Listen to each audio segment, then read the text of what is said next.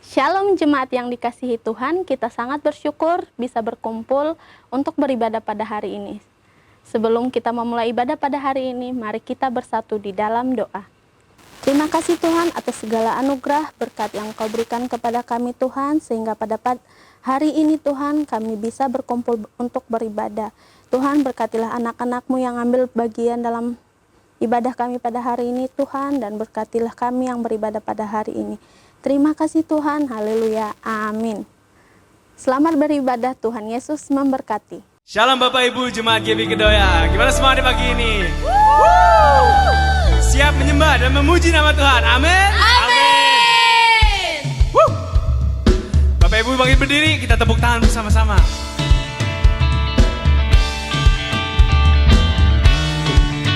Mari kita mendekat hati kami rasakan cinta dari Tuhan. Haleluya.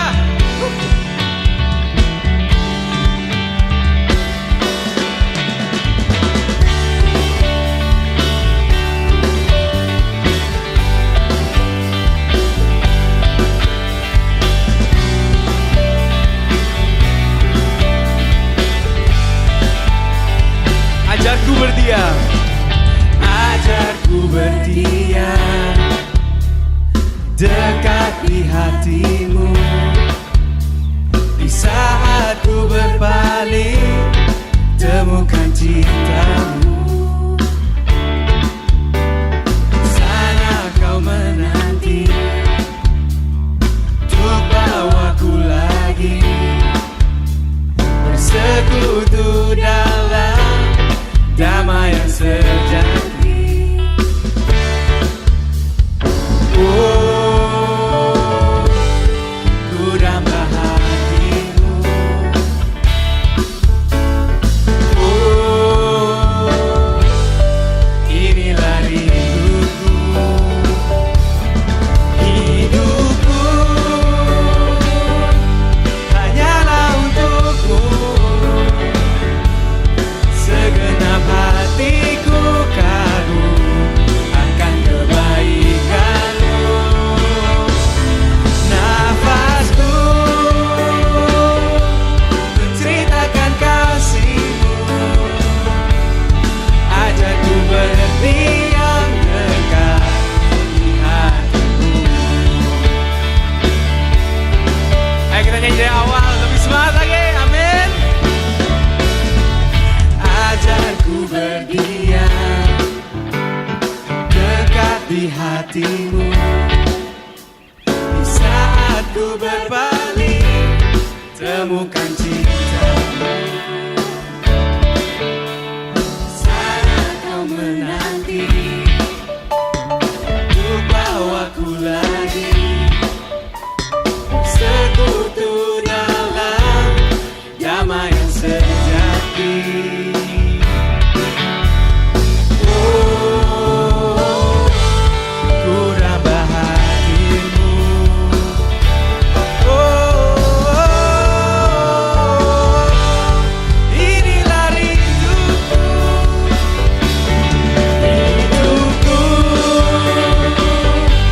Hanya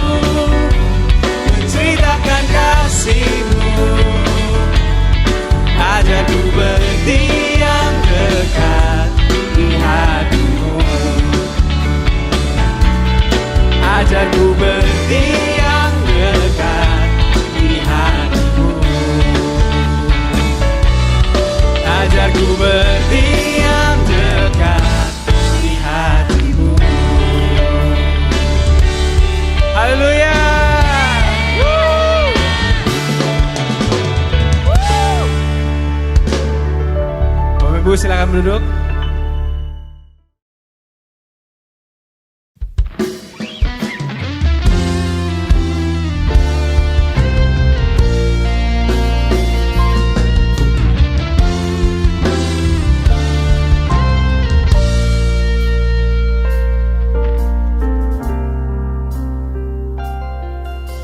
Satu hal yang ku rindu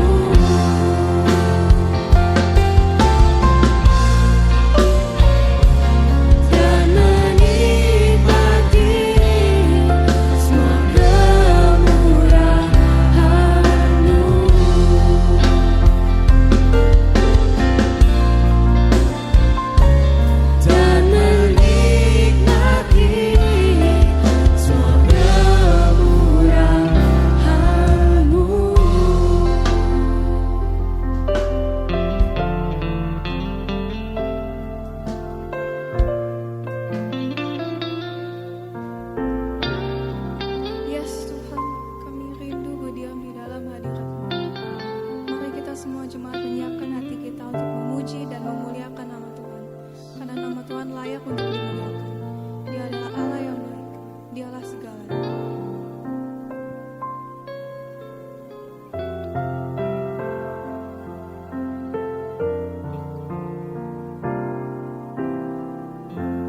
Engkaulah kekuatanku, Engkaulah kemuliaanku, Engkaulah segalanya.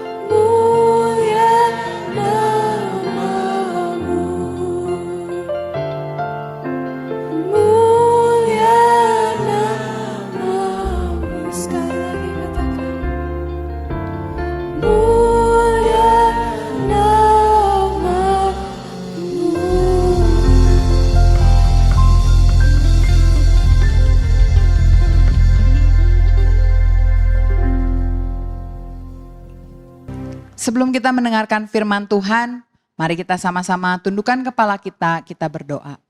Bapa, kami mengucap syukur Tuhan, kalau Engkau telah memimpin ibadah kami sampai sekarang, dan sebentar kami mau mendengarkan sebagian dari firman-Mu, kiranya Engkau yang berbicara kepada setiap kami, sehingga firman yang ditaburkan bisa berakar, bertumbuh, berbuah, bahkan berbuah lebat bagi kerajaan-Mu. Sehingga ketika kami mendengar firman-Mu dan melakukannya, bukan hanya kami diberkati, tetapi terlebih lagi Tuhan, kami menjadi berkat buat orang lain. Kau yang memberkati hamba-Mu yang akan menyampaikan firman Tuhan, dan kami semua yang akan mendengarkan. Hanya di dalam nama Tuhan Yesus Kristus, kami telah berdoa dan mengucap syukur. Haleluya. Amin. Shalom saudaraku, senang sekali saya bisa melayani Anda dengan kebenaran firman pada hari ini. Dan saya percaya Tuhan hadir dimanapun saudara menyaksikan ibadah ini, ketika hatimu terbuka, lawatan Tuhan akan terjadi. Hari ini saya akan membahas firman dengan sebuah pertanyaan. Anda Kristen sejati? Pada masa kini ada banyak orang yang menyebut dirinya Kristen, tapi hidupnya seringkali menjadi batu sandungan bagi banyak orang. Ada yang utang gak mau bayar, ada yang suka nipu orang, ada yang kawin cerai, pokoknya banyak yang Kristen KTP, Kristen tanpa pertobatan. Padahal Alkitab berkata, barang siapa mengatakan bahwa ia ada dalam Kristus, dia wajib hidup sama seperti Kristus telah hidup. Saudara, Christian means Christ in someone. Orang Kristen itu adalah orang yang tahu bahwa Kristus tinggal di dalam dirinya. Karakter Kristus harus dia miliki.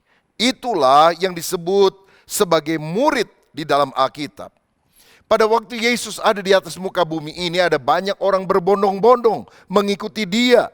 Pada waktu Yesus membuat mujizat, pada waktu Yesus memberi makan 5.000 orang lebih hanya dengan 5 roti dan 2 ikan. Banyak sekali orang berbondong-bondong mengikut dia. Tetapi hanya 12 orang yang disebut sebagai murid Kristus. Merekalah orang-orang yang selalu menyertai Kristus dimanapun dia berada. Dan kemudian 12 ini disebut sebagai 12 rasul. Tentu minus Yudas Iskariot yang telah menyangkal dia. Saudara sekalian, mereka adalah rasul, artinya orang yang diutus untuk memberitakan Injil. Dan mereka adalah orang yang sungguh-sungguh menjadi murid sejati, yang bahkan rela mati syahid demi mempertahankan iman kepada Kristus dan memberitakan firman Tuhan. Saya percaya pada akhir zaman ini yang Tuhan cari bukan sekedar orang Kristen yang berbondong-bondong, tapi murid Kristus sejati. Apa itu murid? Murid adalah seorang yang belajar untuk menjadi sama seperti gurunya. Saudara sekalian, kalau kita belajar di sekolah dasar misalnya, kita akan diajar dari tidak tahu sejarah ketika kita diajar menjadi tahu sejarah. Begitu juga kalau kita belajar dari Tuhan Yesus. Dari tidak tahu firman menjadi tahu firman, kebenaran. Yang kedua, seorang murid juga belajar untuk berubah dari tidak bisa membaca menjadi bisa membaca. Kita juga dari tidak bisa melayani, kemudian bisa melayani. Dan yang ketiga, seorang murid juga seorang yang belajar untuk makin serupa atau makin mirip dengan gurunya. Pola pikirnya, cara pandangnya.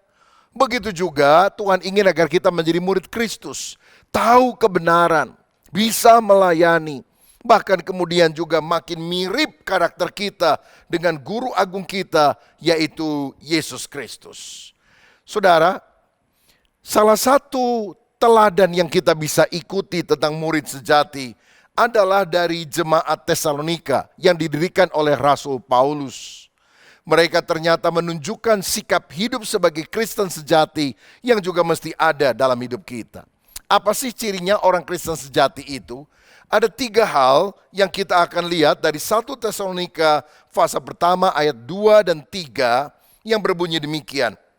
Kami selalu mengucap syukur kepada Allah karena kamu semua dan menyebut kamu dalam doa kami, Sebab kami selalu mengingat, pertama, pekerjaan imanmu, kedua, usaha kasihmu, dan ketiga, ketekunan pengharapanmu kepada Tuhan kita, Yesus Kristus, di hadapan Allah dan Bapa kita. Ayat 9 dan 10, sebab mereka sendiri bercerita tentang kami, bagaimana kami kamu sambut dan bagaimana kamu berbalik dari berhala-berhala kepada Allah untuk melayani Allah yang hidup dan yang benar, dan untuk menantikan kedatangan anaknya dari sorga yang telah dibangkitkannya dari antara orang mati, yaitu Yesus yang menyelamatkan kita dari murka yang akan datang. Ciri murid Kristus sejati, ciri orang Kristen yang benar-benar berkenan kepada Allah. Yang pertama, dia harus memiliki pekerjaan iman. Berarti kita tidak boleh punya iman saja, tapi iman yang dinyatakan dalam pekerjaan atau perbuatan baik. Kita tidak boleh hanya memiliki pekerjaan baik, menolong orang, tapi itu harus lahir dari iman kepada Kristus yang menyelamatkan. Yakobus 2 ayat 17 berkata, demikian juga halnya dengan iman, jika iman itu tidak sertai perbuatan, maka iman itu pada hakikatnya adalah mati.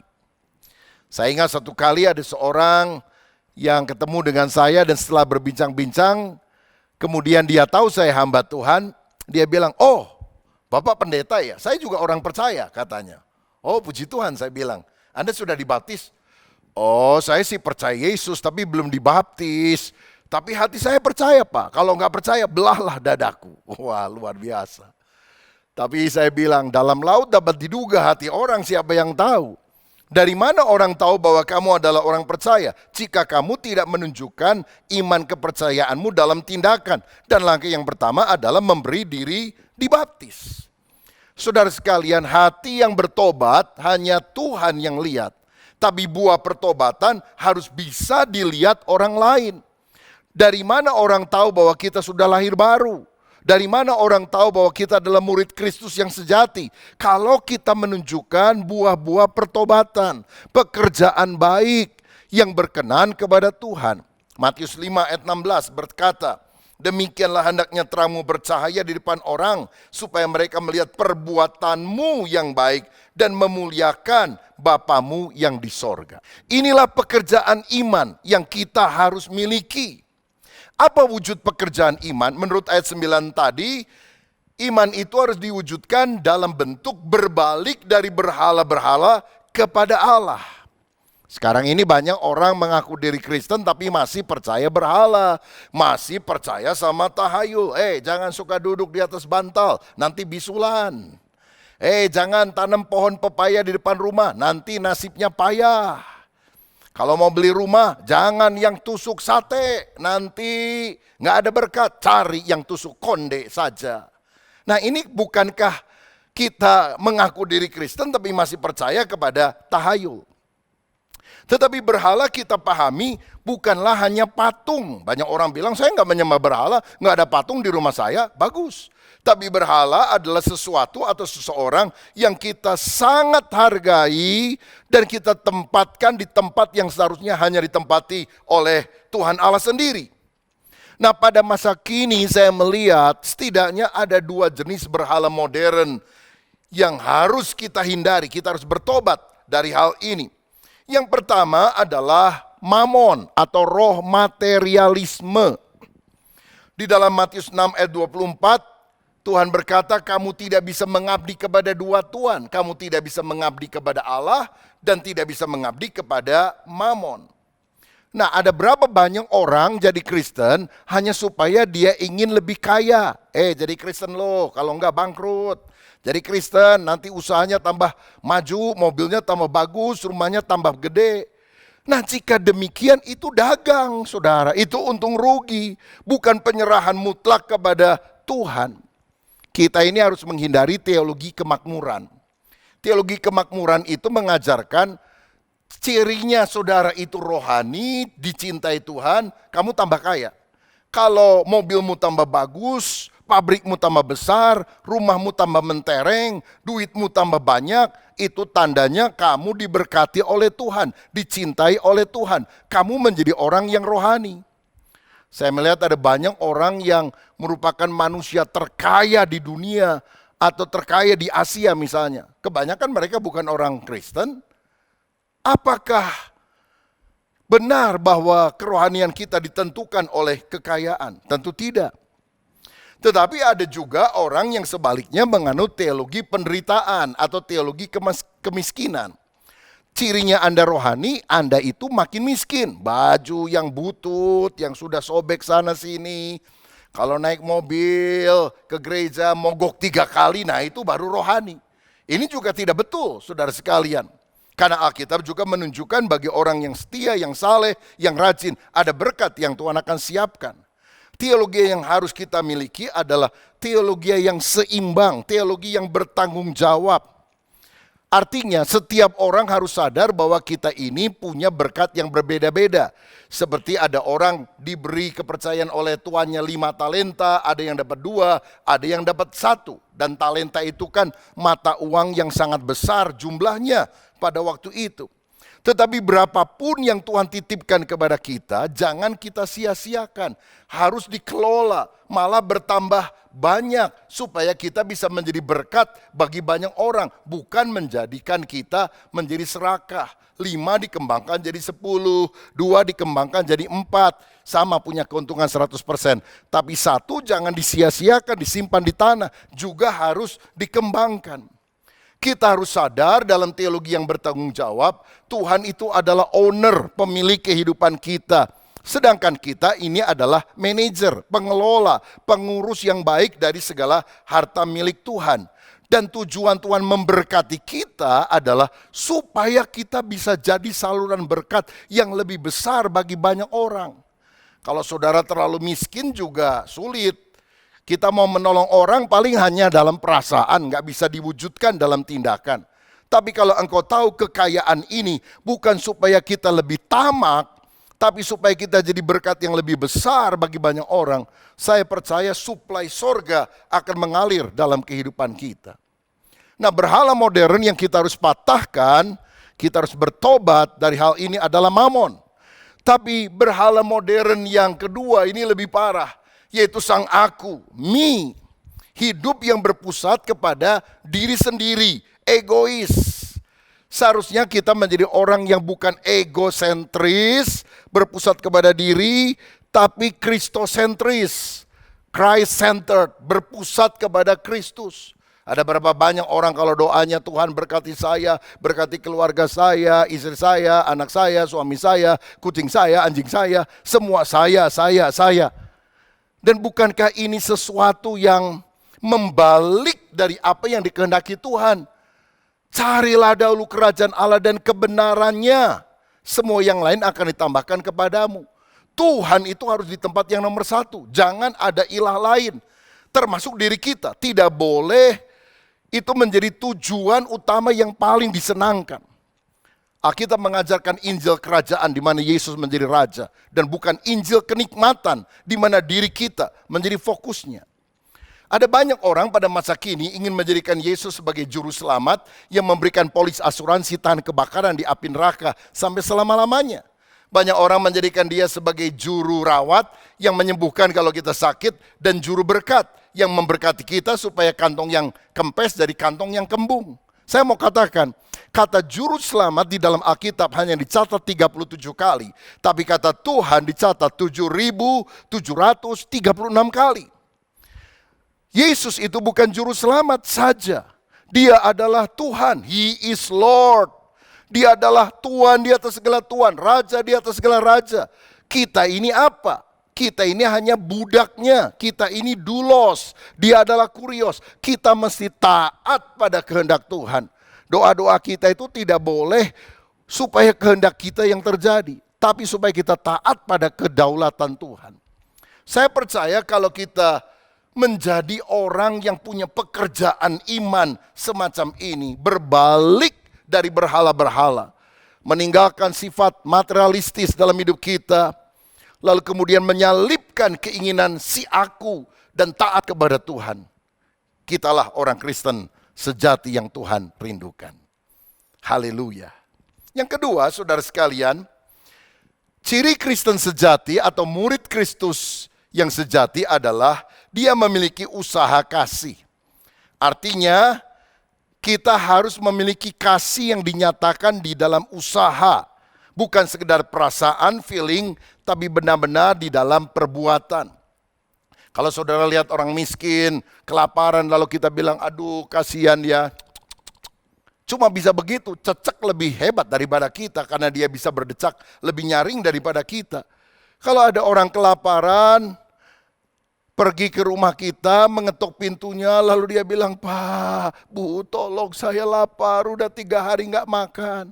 Apa kita balik ke dalam kamar, bawa Alkitab segede bantal, dan berkata, ada tertulis, manusia tidak hidup dari roti saja, tapi dari setiap firman yang keluar dari mulut Allah. Pingsan tuh orang. Karena khotbah kita yang terbaik pada waktu itu adalah silakan masuk ke rumah, makan semua yang ada di meja makan, kecuali sendok, piring, dan garpunya. Maka itu adalah usaha kasih yang nyata. Love is a verb. Kasih itu adalah kata kerja, bukan sesuatu yang disimpan saja di dalam dada. 1 Yohanes 3 ayat 18 berkata, anak-anakku marilah kita mengasihi, bukan dengan perkataan atau dengan lidah, tetapi dengan perbuatan dan dalam kebenaran. Kasih kita harus diusahakan. Dan usaha baik kita itu motivasinya harus kasih. Bukan supaya kita terkenal, diliput orang, jadi berita. Bukan itu. Karena jika demikian kita sudah mendapatkan upahnya. Tapi kalau motivasinya tulus karena mengasihi Tuhan dan sesama, kita dapat pahala dari sorga. Lalu apa wujud daripada usaha kasih? Ayat 9 tadi berkata, untuk melayani Allah yang hidup dan yang benar. Orang yang memiliki usaha kasih diwujudkan di dalam pelayanan kepada Tuhan dan kepada sesama. Mazmur 116 ayat 12 dan 13. Daud berkata demikian, bagaimana akan kubalas kepada Tuhan segala kebajikannya kepadaku? Aku akan mengangkat piala keselamatan dan akan menyerukan nama Tuhan. Daud mengalami kebaikan Tuhan yang luar biasa. Dia gembala sederhana, diangkat menjadi raja Israel yang perkasa. Lalu dia bilang, Tuhan, dengan apa aku bisa membalas kasih-Mu? Aku akan memberikan hidup ini untuk melayani, hidup ini untuk bersaksi bagi Tuhan. Orang yang mencintai Tuhan pasti akan melayani. Ada ungkapan berkata, you can give without loving, but you can love without giving. Engkau dapat memberi tanpa cinta, tapi engkau tidak bisa mencintai tanpa memberi. Maria adalah orang yang pernah mengalami kasih Kristus luar biasa. Dan dalam sebuah pertemuan dia mencurahkan minyak narwastu murni yang sangat mahal harganya. Sebagai wujud cinta kasihnya kepada Tuhan. Apakah wujud cinta kasihmu kepada Kristus? Jangan tanya apa yang Tuhan bisa berikan kepadamu. Terlalu banyak, terlalu besar. Tapi tanya apa yang kau bisa berikan untuk Tuhan. Kalau kau mengasihi Tuhan, mungkin kau bisa membuka rumahmu untuk mempersilahkan teman-temanmu hadir di dalam pertemuan kelompok sel. Ada seorang ibu yang karena mengasihi Tuhan, dia suka menjemput anak-anak sekolah minggu dari rumah ke rumah dan mengantarnya, menjaganya selama mereka beribadah di gereja karena orang tuanya banyak yang juga belum percaya kepada Kristus dan mengantarkan kembali mereka ke rumah masing-masing. Saya pernah tanya, ibu nggak ngajar sekolah minggu? Enggak, saya rasanya nggak punya karunia untuk bercerita dan sebagainya. Tapi ini saja bagian saya. Dan dia memenangkan begitu banyak anak lebih daripada orang-orang lain, bahkan lebih daripada guru sekolah minggu. Karena itulah wujud kasihnya kepada Tuhan. Saudara sekalian, ada mahasiswa yang walaupun uangnya terbatas karena mengasihi Tuhan dan sesama, dia menyisihkan sebagian uangnya. Dia menjadi orang tua asuh yang menyantuni anak-anak supaya mereka bisa sekolah. Luar biasa sekali. Saya diajar oleh orang tua saya untuk mewujudkan kasih kepada Kristus antara lain dengan mengembalikan persepuluhan yang adalah milik Tuhan dari saya berusia 9 tahun sampai hari ini. Belum jadi pendeta, masa 9 tahun udah jadi pendeta. Dan saya kemudian melihat bahwa yang pertama memberikan persepuluhan adalah Abraham di dalam Alkitab. Dan itu disebabkan karena dia mencintai Tuhan sebagai tindakan iman yang kemudian ditiru oleh Yakub yang adalah keturunannya, yang adalah cucunya. Saudara, banyak orang kemudian berkata, bukankah perpuluhan sekarang sudah tidak berlaku lagi karena itu adalah hukum Taurat di dalam perjanjian lama. Saya mau katakan, dalam perjanjian baru, hukum yang dilakukan bukan hukum Taurat, tapi hukum kasih. Dan saya percaya kasih berarti memberi lebih besar dari yang kita diwajibkan. Tapi semuanya berasal dari hati yang terdalam. Bukankah Taurat itu menurut Galatia hanyalah penuntun sampai kita berjumpa dengan Kristus? Hidup kita 100% adalah milik Kristus. Dan 10% itu hanyalah jumlah minimal yang kita bisa berikan kepada Dia. Bukan supaya kita mendapatkan keuntungan lebih besar, tidak. Tapi karena kita mencintai Tuhan. Di mana hartamu berada, di situ hatimu berada. Kalau engkau sungguh mengasihi Tuhan Yesus, maka engkau juga akan belajar memberikan yang terbaik kepada Tuhan. Yang ketiga, apa cirinya orang Kristen sejati atau murid sejati? Dia memiliki ketekunan pengharapan menurut ayat 3 tadi. Bukan hanya punya pengharapan tapi bertekun. Bukan hanya bertekun biasa, tapi ketekunan itu lahir dari pengharapan. Pengharapan akan apa? Ayat 10, menantikan kedatangan Yesus dari sorga. Kita ini harus memiliki pengharapan tidak lama lagi Yesus akan datang untuk kali kedua. Karena itu kita mesti tekun. Tekun beribadah, tekun berdoa, tekun di dalam kehidupan yang saleh.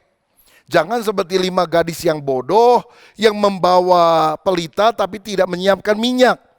Tetapi seperti 5 gadis yang bijaksana, selalu ada minyak cadangan. Dan ini bicara tentang kesiapan kita, karena kita taat kepada pimpinan Roh Kudus, menantikan kedatangan Tuhan. Beberapa orang bertanya kepada saya, Pak, apakah COVID-19 ini adalah tanda kedatangan Kristus untuk kali kedua? Saya berkata, setidaknya itu adalah persiapan untuk kita menyambut kedatangan Kristus kedua. Masa persiapan supaya kita lebih sadar bahwa segala yang ada di dunia ini fana dan kita pasti akan ketemu dengan Tuhan. Kalau gitu kapan Yesus datang? Kita berkata tidak ada yang tahu. Malaikat tidak tahu, anak manusia tidak tahu, hanya Bapa sendiri. Karenanya kita tidak boleh menjadi tim perencana kedatangan Tuhan yang menghitung-hitung kira-kira Tuhan datang kapan ya. Tapi kita harus menjadi tim penyambutan kedatangan Tuhan. Kapanpun Tuhan datang, ya Tuhan biar aku ditemukan siap sedia untuk menyambut kedatangan-Mu. Lagi pula kedatangan Tuhan itu bisa terdiri dari 2 jenis. Yang pertama kedatangannya secara global, atau yang kedua kedatangannya secara personal. Maksudnya apa? Kedatangan Yesus secara global berarti Dia turun dari sorga dan kita diangkat berjumpa dengan Dia di awan-awan. Waktunya kita nggak tahu kapan. Tapi kedatangan Kristus personal adalah kalau nanti malam saudara tidur lalu nggak pernah bangun lagi, nah itu berarti Tuhan yang datang dalam hidup saudara untuk menjemput. Karena itu mari kita siapkan diri. Karena kita kan nggak tahu kapan Tuhan akan datang untuk menjemput kita, setidaknya secara personal. Jadi sikap apa yang kita harus miliki untuk menantikan kedatangan Kristus yang makin singkat ini? Ada 2 hal yang juga dicatat di dalam perikop tadi. Yang pertama kita harus hidup taat sehingga menjadi teladan. 1 Tesalonika 1 ayat 6 dan 7 berkata, dan kamu telah menjadi penurut kami dan penurut Tuhan.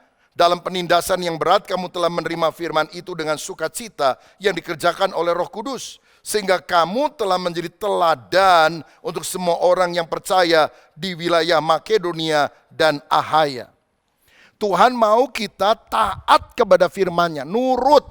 Ketaatan mendatangkan berkat, ketidaktaatan mendatangkan kutuk dalam hidup kita. Kalau kita taat mengikuti firman Tuhan, kita jadi contoh, kita jadi sampel yang baik bagi orang lain. Sehingga banyak orang percaya kepada Kristus melihat keteladanan kita. Kita membaca 4 Injil, Matius, Markus, Lukas, Yohanes. Tapi orang dunia membaca Injil kelima, yaitu kehidupan kita yang dicocokkan dengan firman Allah. Sehingga kita bisa menjadi teladan. Berarti kita harus membuang segala dosa dan mempersiapkan diri untuk menantikan kedatangannya. Dalam Roma 13 ayat 12-14 dikatakan, hari sudah jauh malam, telah hampir siang, sebab itu marilah kita menanggalkan perbuatan-perbuatan kegelapan dan mengenakan perlengkapan senjata terang. Marilah kita hidup dengan sopan, seperti pada siang hari. Jangan dalam pesta pora dan kemabukan, jangan dalam percabulan dan hawa nafsu, jangan dalam perselisihan dan iri hati.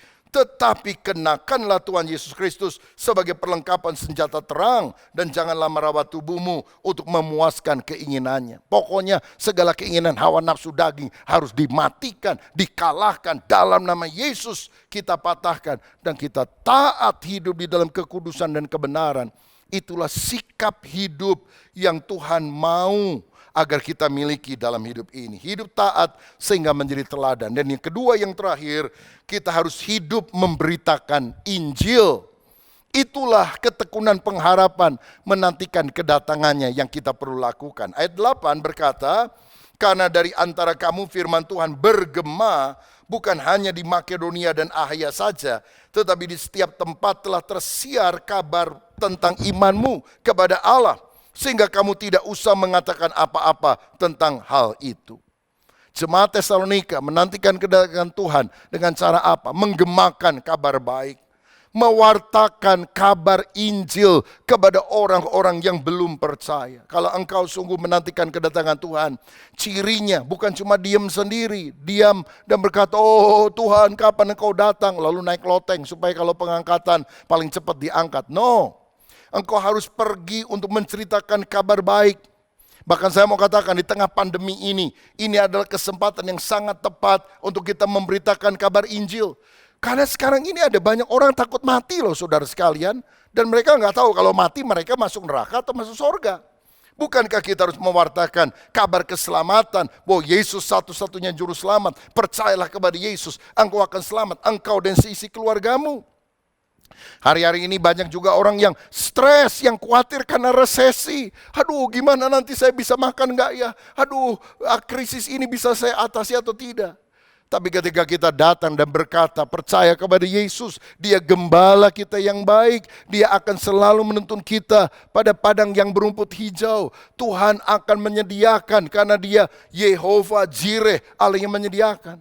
Nah saudara, bisa memberitakan kabar baik tidak hanya secara langsung. Mungkin karena masalah pandemi kita tidak bisa ketemu secara langsung dengan banyak orang. Tapi kita bisa pakai sosial media.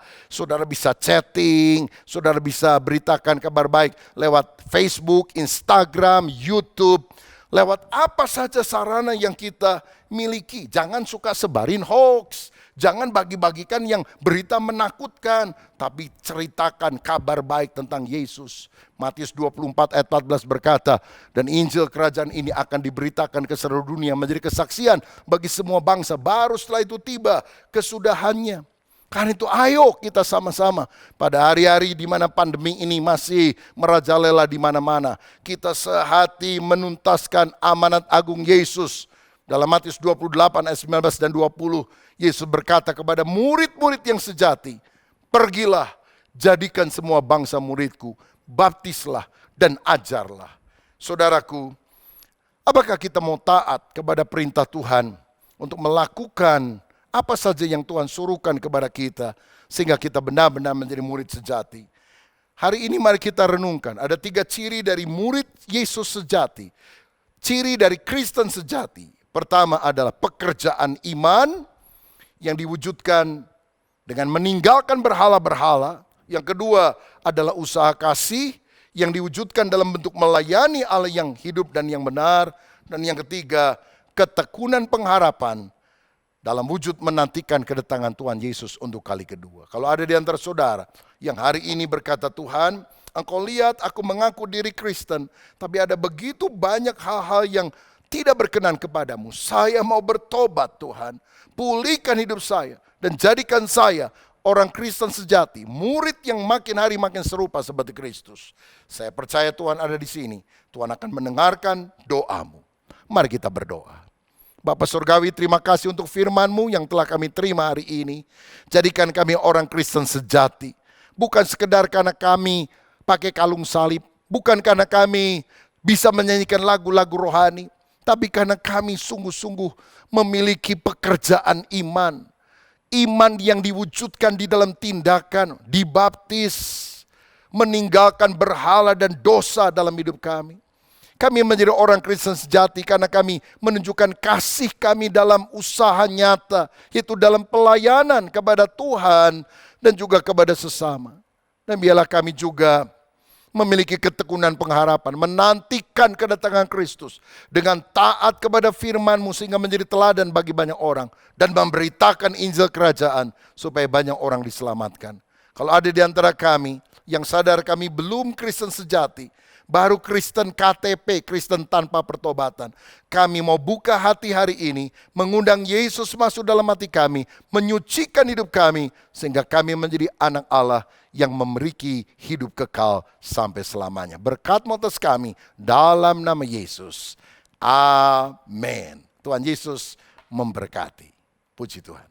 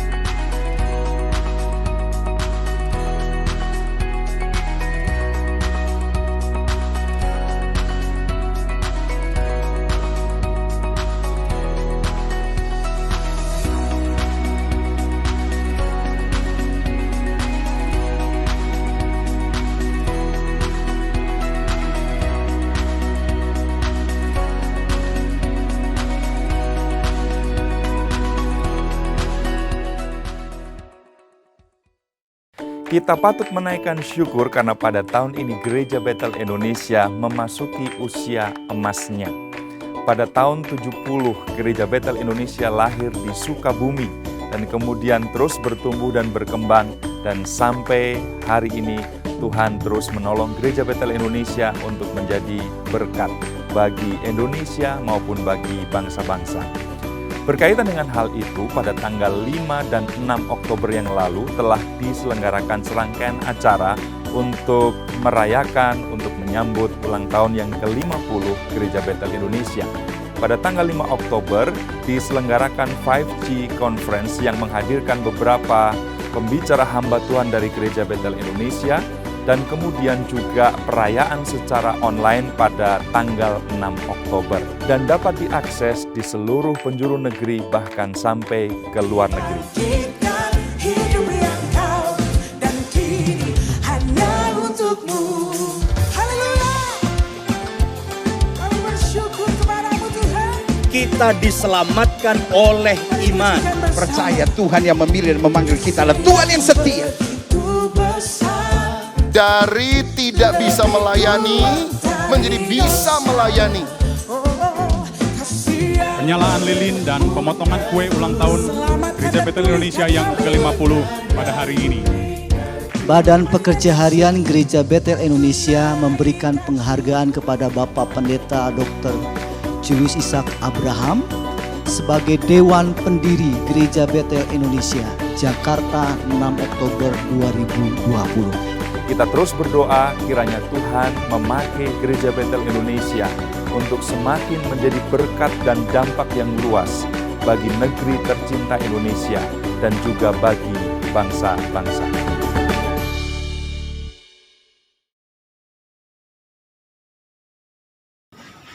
Saya percaya kita semua dilawat oleh pujian dan penyembahan serta firman Tuhan yang sungguh memberkati pada hari ini.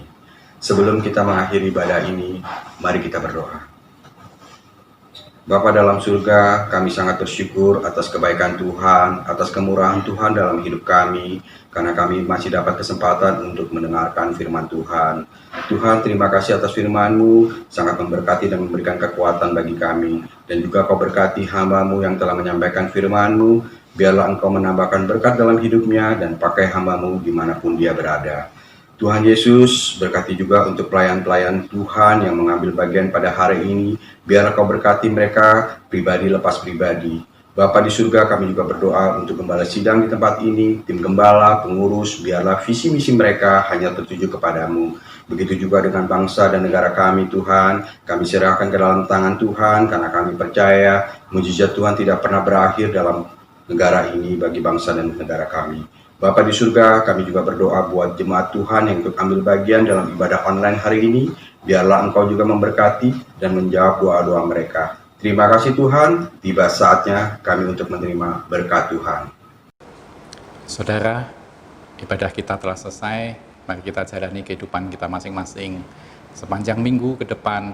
Tapi mari kita berdoa supaya berkat Tuhan menyertai kita semua. Angkat tanganmu, angkat hatimu, dan terimalah berkat Tuhan. Biar berkat daripada Allah Bapa, kasih daripada Tuhan Yesus Kristus, persekutuan dan penghiburan Roh yang Kudus biar itu tinggal di dalam hidup saudara dan saya. Sehingga kita boleh dikuatkan. Bahkan kita boleh dipenuhi dengan buah-buah roh. Supaya mewarnai hidup saudara dan saya.